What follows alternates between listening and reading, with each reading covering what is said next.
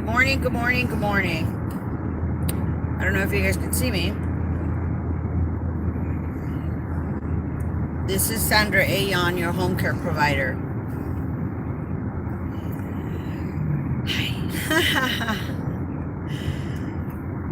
I'm so exhausted with all the stuff that's going on. I tried to make a video yesterday. I'm using a better phone. Well, maybe not a better phone, but at least one that works.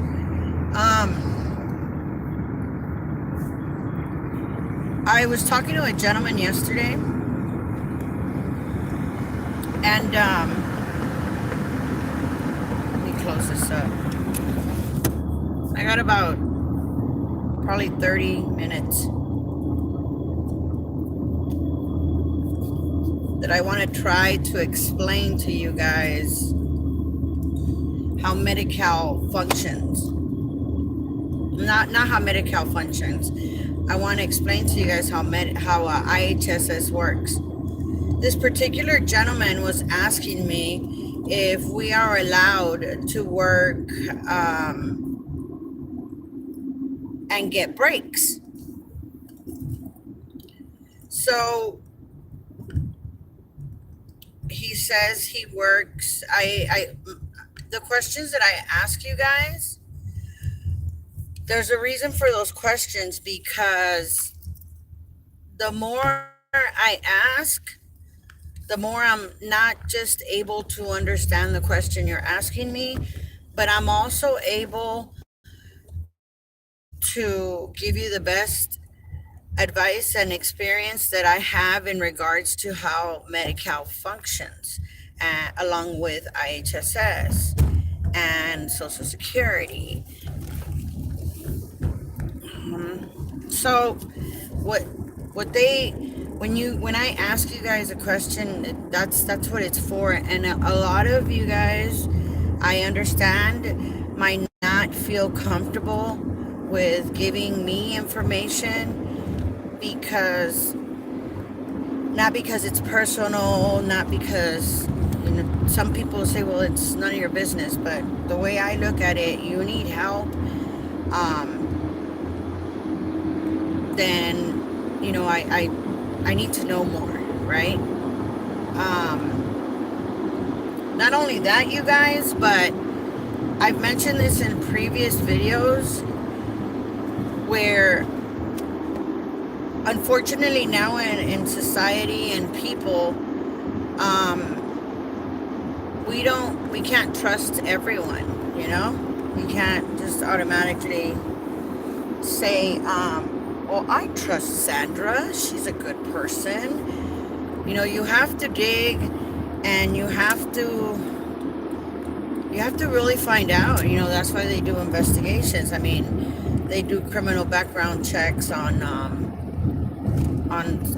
some companies do criminal background checks, like the one that they do for us. Oh, that sun looks really pretty back there. And you can't trust anyone anymore. So you have to do your own homework when you're gonna tell someone something. Now, not only is it telling someone something, but you also have to be careful what you say. Because many people, unfortunately, will take that information and they will use it against you. So it's sad. It's sad that that's just the way people are. I recall once, actually several times, but I remember this one vivid. Hold on a second. Make sure this is up, because I want to make sure that you guys can hear what I'm saying.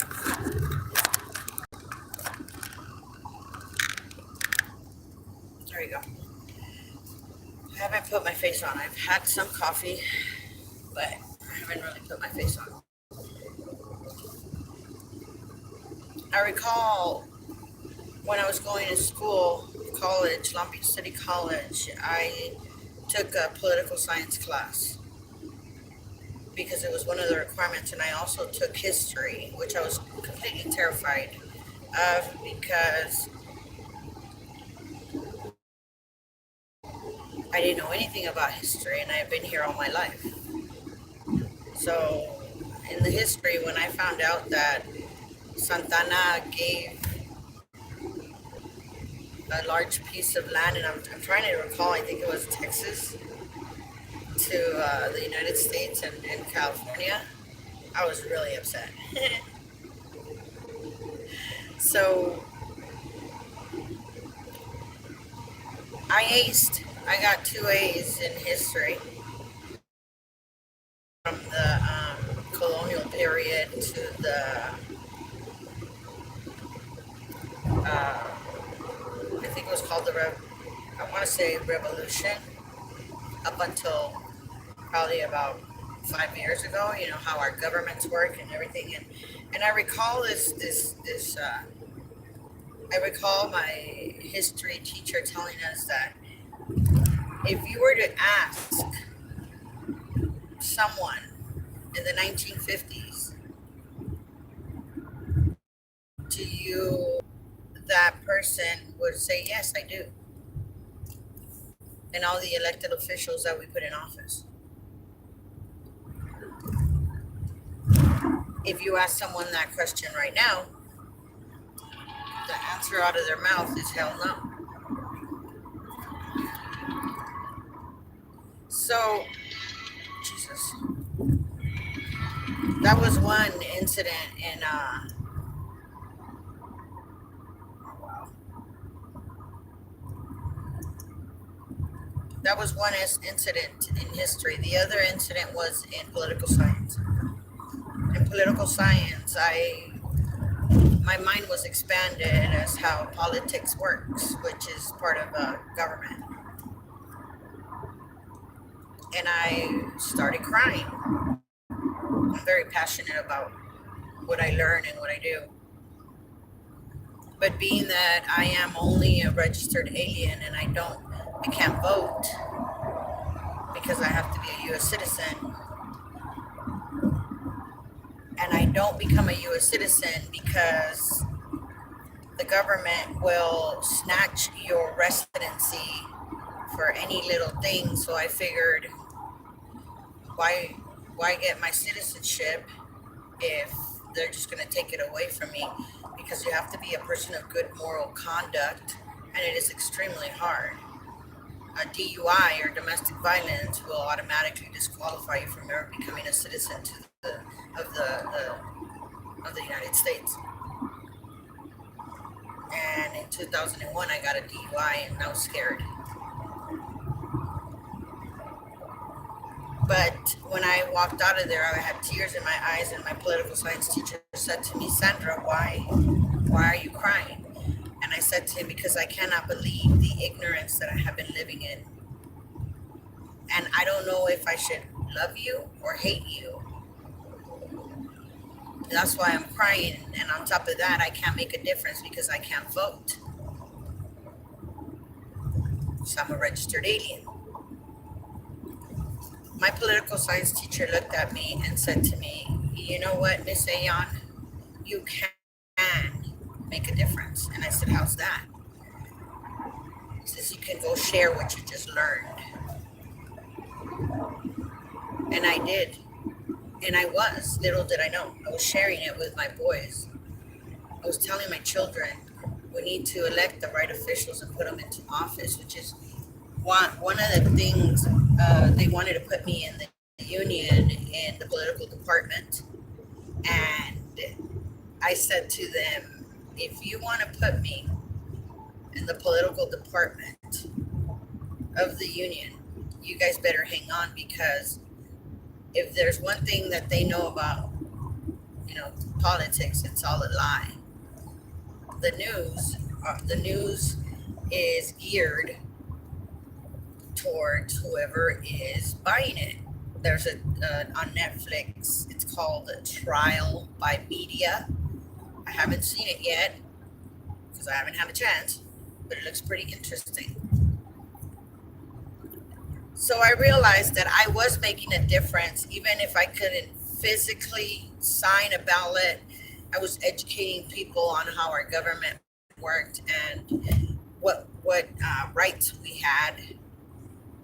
Um, we went to Jack in the Box yesterday, and there was a undercover police officer behind me, and my friend was not wearing his seatbelt. And he said to me, "Is the cops? Are the cops behind us? We're in the drive-through, mind you. I don't even have my seatbelt on." And I said, "Yes, they are." And I put on my seatbelt because I was going to start driving. And he's afraid to put on his seatbelt. And I say, "Why?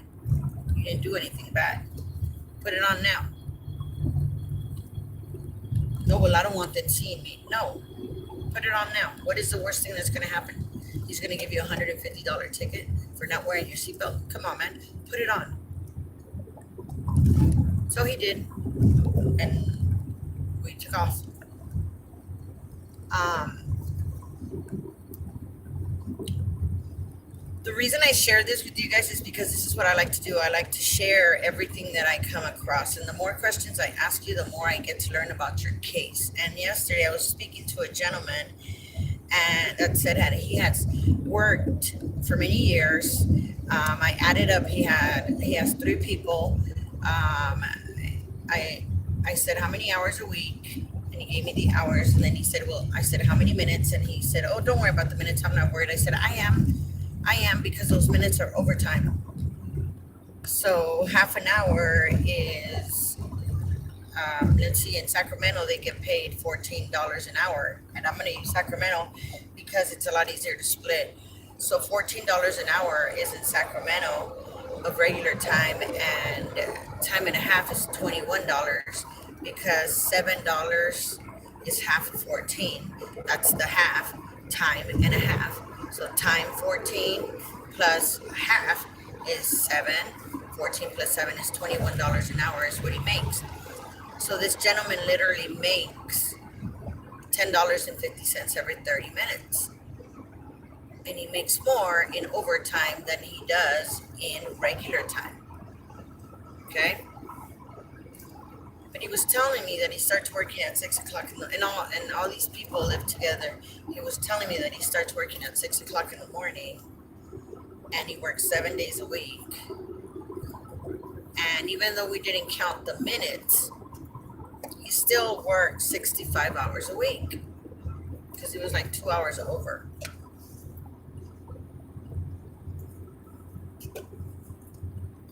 So his first question was, what's the max amount of hours that we can work per month, I'm sorry. And I said 264 as a regular home care provider. I got to call him because I just thought of something else. He wouldn't let me finish. It was just so intrigued in what I was saying. But my mind clicks into different scenarios. So a regular home care provider can work 264 hours a month. No more. A home care provider that has protective services for the recipient can work maximum amount of 283 hours per month. And let me back up. A regular home care provider that works 264 hours a month can work 66 hours a week. No more. A home care provider that has protective services can work 283 hours a month, which would give them 70 hours and 45 minutes a week to work. It's 40 hours of regular time and 30 hours and 45 minutes of overtime. There's another exception of a provider that can work having met certain criteria. One of the criteria is where they have two or more recipients living in the household under the same roof and you're providing services. If you qualify under the criteria that they have, you can work a total of 360 hours a month allowing you to work 90 hours a week for both recipients, still following how many hours you're allowed to work for each recipient weekly without exceeding those weekly hours, which would then mean you can work, you would get paid for 40 hours of regular time and 50 hours of overtime. That is a lot of money if calculated properly. His next question was, do we get paid for breaks and lunches? Because I start working at 6 in the morning and I finish working at 5 in the afternoon. By law, we start working, let's say at 8 o'clock in the morning. Or let's use this gentleman's example. He starts working at 6 o'clock in the morning. At 8 o'clock, by law, he is entitled to a paid 10 or 15-minute break. He has his break. He comes back inside. After 4 hours, he gets either 30-minute or 1 hour break, a lunch break, and that is not paid.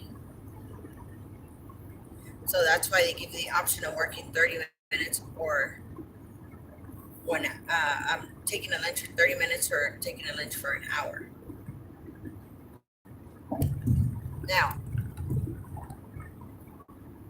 after 6 hours of working, a regular employee will get a second break, paid break, and go back to work.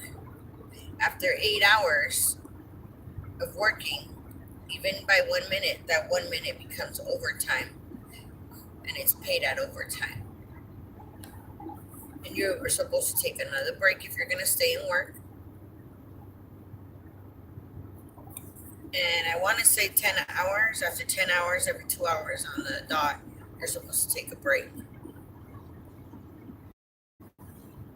So I explained this to him, and this is state law. I said a lot of people, a lot of providers don't want to ask for a break because they want to leave while these breaks are paid for. Or they'll create a problem with the recipient because now the recipient's been told he's your boss, that she's your boss, and when people have some kind of seniority or level, such as you're the boss and that's the home care provider, they will take advantage of that. Excuse me. Some people will, some people won't. My Rosemary, we used to mix everything, so did I with John. I'm like, Rosemary, can I smoke a cigarette? I need a break. She's like, sure, go ahead. And we were driving to the doctor in my car, mind you. So, John, same thing. Many times I've come to his house, upset, overwhelmed, walk in the door, John, my time. John, I need a shot, man. And shot after shot after shot. I think it's the fourth shot. After the fourth shot, it's floor. So while I was emotional and hurting, John would always hold me, and I cried in his lap many, many times because I knew John loved. I know John loved me. So that there wasn't a doubt in my mind. But nowadays, you can't trust anyone. So when I ask you guys questions, I want you guys to give me an opportunity to show you that your business and my business is nobody's business. And I'm not going to go and I'm not going to tell everybody and their grandma what. Oh, I'm so sorry. I haven't had enough sleep. What Pedro and Pablo and Pancho and, Pepe over there are, fighting over Petunia, you know?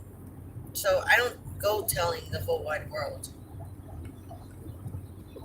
And I try to prove it with action, which is why I ask you guys to give me an opportunity to demonstrate to you that I'm trustworthy.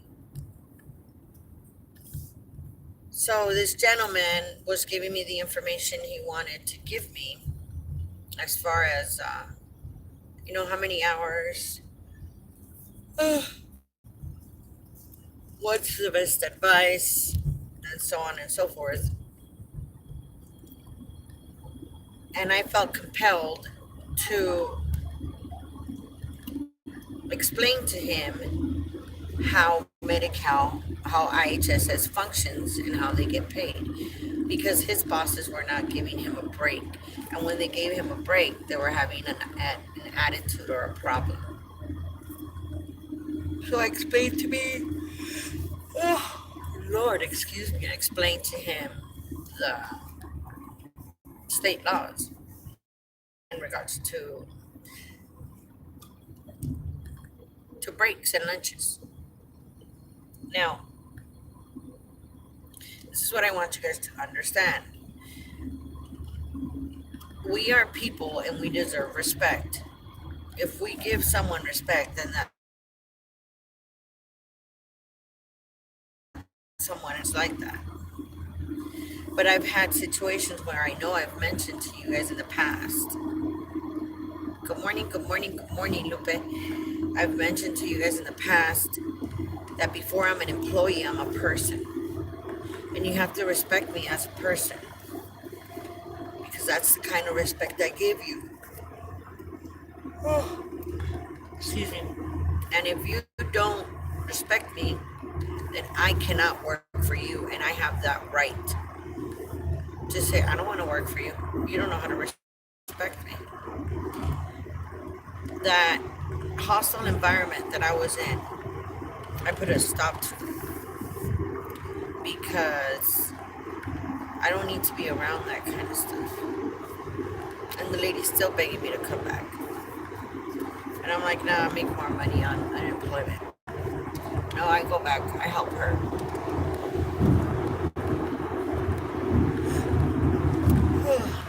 Lord, I need more coffee. So,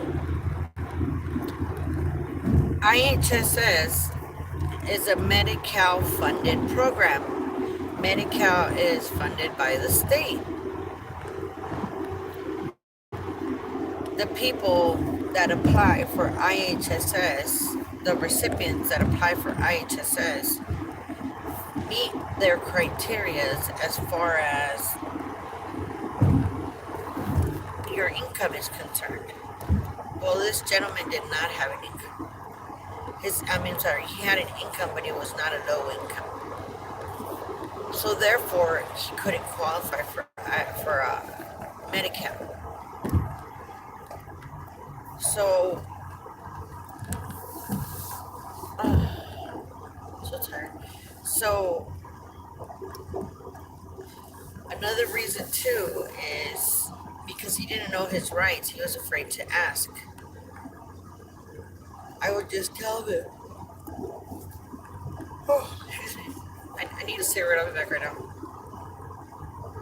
And that's what I would give them. Just a notice, hey, I'm going to go take a break. I wouldn't really ask them why, because I made sure that I took care of everything I had to take care of before I took my break, unless I was completely overwhelmed. Wonder how many people are going to yawn now, huh? Because it's addicting. So I told him, I said, before you're an employee, you're a person, and conduct yourself as one and expect nothing but respect. And when I got done with my client, I said to her, if you ever clap your hands at me, yell my name when I've told you, tap me on the shoulder, because I'm going to zone out with my headset. All you needed to do was whistle and I would become a dog. So the next time, this better be the first and the last time you ever do that to me. because I deserve respect. So that kind of put her in check. Even though I know that I was right, it still hurt me a little to do that to her. But I had to prove my ground. There was no ands, ifs, or buts about it. God, I'm so exhausted.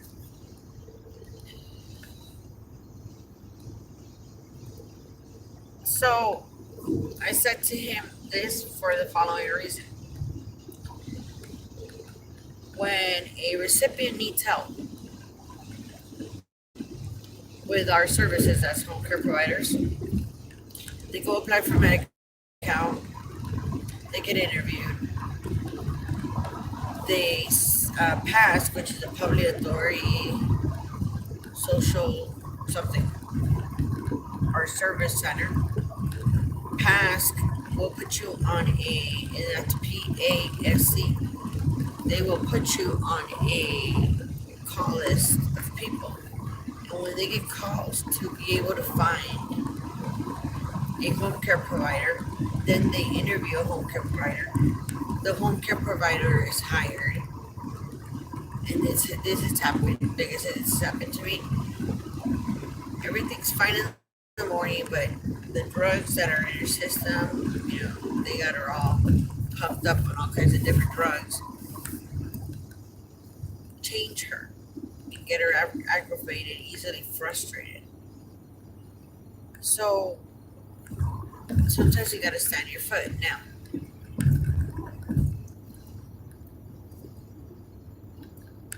that's the kind of relationship you should have with your home care recipient.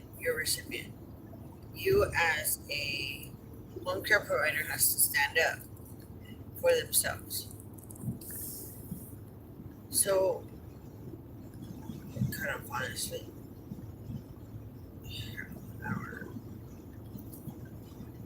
so please be very careful what you do, who you do it with. But what I wanted to teach you guys was the circle of the IHSS, how it all falls under a same circle. You start at the end and you end at the end, right? You start at the beginning and you end at the end. I am falling asleep.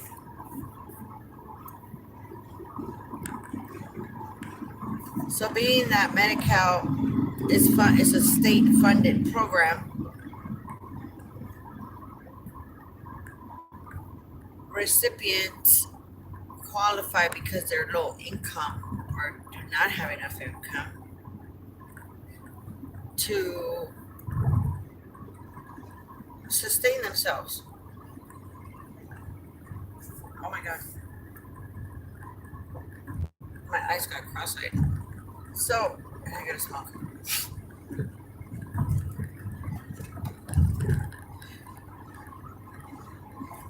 A recipient applies for the IHSS program. They get approved. Once they are approved, they now have to find a home care provider. And they find a home care provider. And the home care provider now becomes a taxpayer. The taxpayer that is paying the state to fund this Medi-Cal program for these low-income recipients or disabled recipients to receive free services. Let me repeat that one more time because it's extremely difficult to understand. But what I want you guys to know is the circle of how IHSS gets paid and works. Okay? Are we allowed to take lunches and breaks? Yeah, we are. Are we supposed to take them? Yes, we are. What is this?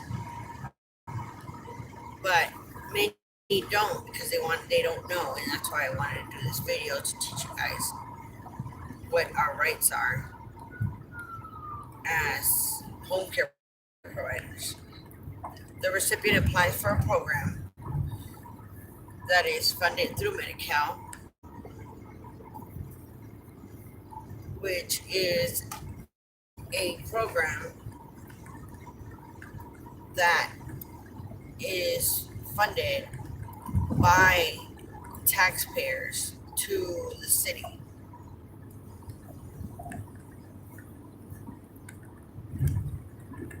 for these recipients to receive the free services. So please, what I'm trying to tell you is that you're valuable, you're worth a lot. We're working really, really hard. I am half asleep. If you can see my eyes, I'm probably going to pull over, stretch for a little bit, make sure I'm okay, buy a candy or something, because I got to watch this road before I go home. So that's what I wanted to tell you guys. Please respect yourself, and then most importantly, give that respect you get in return. Even if that person's not respecting you, be respectful. That's pretty much it. That's how it works. Oh, well, I'm already here. I think I am. So God bless you guys. Be good.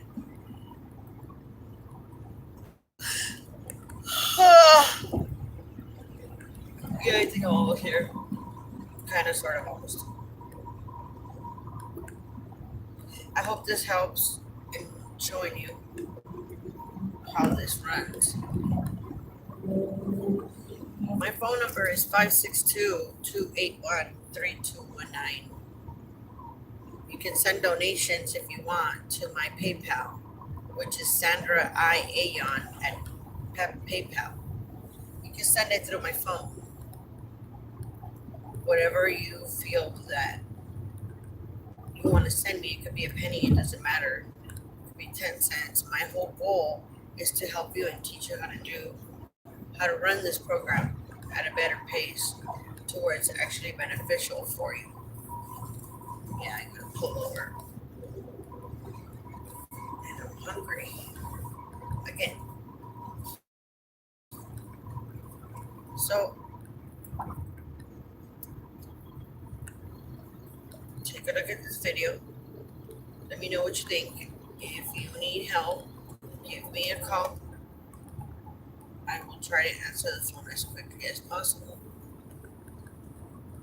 If I can answer, I'll pick it up. If I can't answer, it's going to sit there because I have to prioritize my 80-year-old, 85-year-old man or a free phone call. Sometimes I end up taking both of them at the same time. So I hope this helps you guys. I gotta pull over. I gotta get some ice or something because I can't see. So give me a call. Let me know what you need help with, and I'll be more than happy to oblige. I love you guys. Be good. Take care that you're okay. And I'm so sorry. Let me know what I can do to help you. God bless you guys. Be good. And I'll talk to you soon. Bye.